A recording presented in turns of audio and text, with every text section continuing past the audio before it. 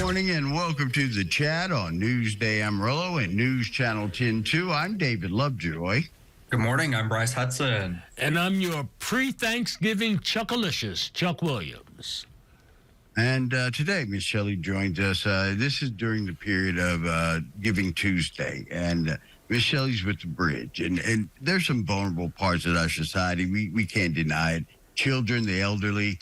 There's a lot of cases where they need a voice. They need a representation, especially the children. And that's what the Bridge does. Its mission is to provide children a path to healing and justice when something's upset in their world. And this is a great opportunity for us to help them out. Miss Shelley, welcome to the chat this morning. Good morning. Thanks for having me on. Well, Miss Shelley, tell us a little bit about the Bridge and some of the services you offer for these Panhandle students and kiddos.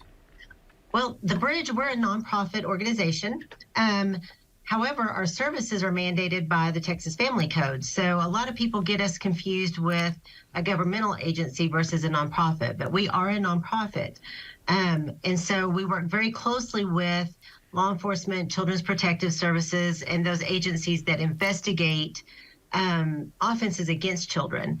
And so our primary function is to conduct a forensic interview with children to find out what, if anything, has happened to them or what they know has happened to someone else.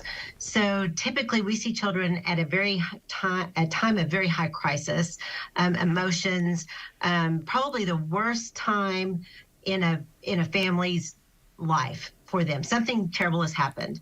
And so that's a lot of times when we first touch a family's life. So we conduct that forensic interview, but we're talking with that family and we're finding out what resources do you need? How can we help you get back to what is normal for you? And do you need counseling? Are you going to need assistance connecting with food resources, or, what is your family going to need moving forward? But on the flip side of that is, how can we reach families before something like this happens, right? So where's prevention? How do we reach those caregivers taking care of all of these children in, say, a daycare setting or in the school setting or church settings and the faith communities? How do we get out there and talk to the grown-ups and the adults in our community about how do we protect our youngest citizens in our communities? Because we want them to grow up to be healthy and productive and, being those great little bodies that are just wonderful to be around. And so, we want to attack it on the prevention side so that we aren't seeing them in crisis mode. So really, we're trying to come at this from both angles. And so we are providing education to our educators and providing those TEA credits so that they are equipped with the tools to respond to children when they come to them and when they're telling their teachers or whatever about, hey, this has happened to me, help, I need help, right? So we're educating the children to tell someone, but educating the adults in their life how to respond and then protect them. So we're coming at this from, two prongs, if you will, of how do we protect children and really be able to hopefully make an impact, in years to come so that our agency isn't quite as needed. Well, just why is the Panhandle Gives so important to the Panhandle kids themselves?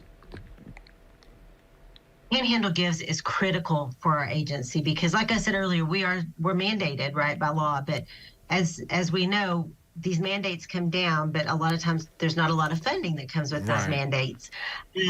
And so anytime we are able to receive dollars that are not restricted to one thing or another, that really helps us. And Panhandle Gives those are dollars that we put direct into direct services. They go right into children, they go right into families.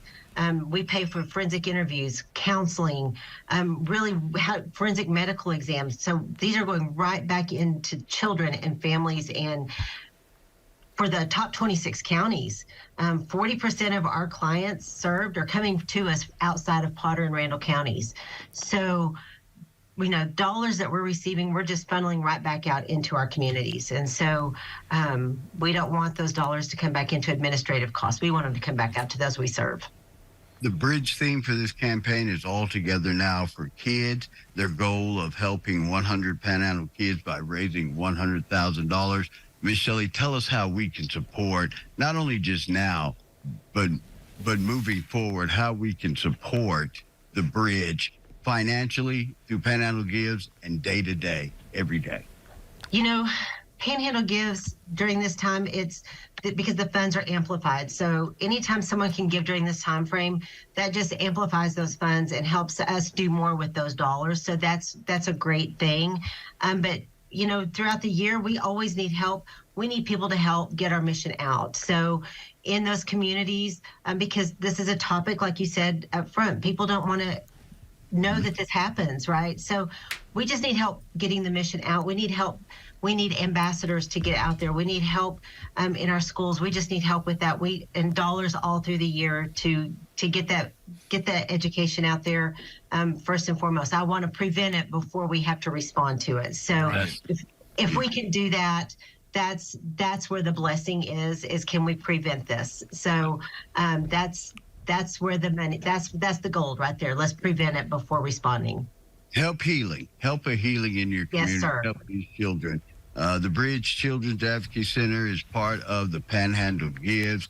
This year, their campaign is All Together Now for the Panhandle kids. Miss Shelley, have a great and safe Thanksgiving, and let's raise some money for the Bridge Advocacy Center. Absolutely. Thank you so much for having me on this morning. Anytime. We got to get out of here. For those who won't join us tomorrow, happy Thanksgiving. We'll see you on Friday. For the rest of you, I'll see you then. Be kind, be careful. We'll see you bright and early on the chat.